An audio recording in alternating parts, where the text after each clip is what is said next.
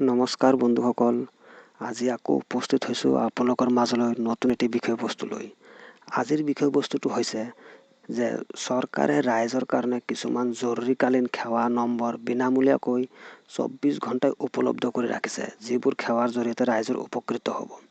যে সেই সেৱাসমূহ কোনটো নম্বৰ ডায়েল কৰিলে চৰকাৰে কোনটো সেৱা আগবঢ়াব, সেই বিষয়ে আপোনালোকৰ মাজলৈ বিতংভাৱে আলোচনা কৰিবলৈ ওলাইছোঁ।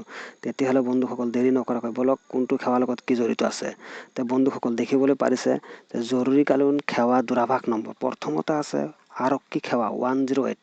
তো 108 ভাবিলেই দেখিলে নাভাবিব যে অকল স্বাস্থ্য সেৱাই, ইয়াৰ লগত আৰক্ষী সেৱাও জড়িত আছে। দ্বিতীয়তে আছে অগ্নি নিৰ্বাপক বাহিনী 101। তৃতীয়তে আছে স্বাস্থ্য সেৱা 108/102। চতুৰ্থত আছে দুৰ্যোগ ব্যৱস্থাপনা, ভূমিকম্প, বানপানী ইত্যাদি। ইয়াৰ ডাইলিং নম্বৰ দুটা। প্ৰথমটো হৈছে 1070/1079।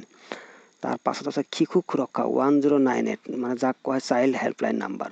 তাৰ পাছত আছে নাৰী সুৰক্ষা 1091। তাৰ পাছত আছে ৰেল সেৱা 1512। তাৰ পাছত আছে চিকিৎসা পৰামৰ্শ 104। তাৰ পাছত আছে চাইবাৰ ফৰেনচিক 155250। শেষৰ দুটা অপশ্যন দেখিবলৈ পাইছে।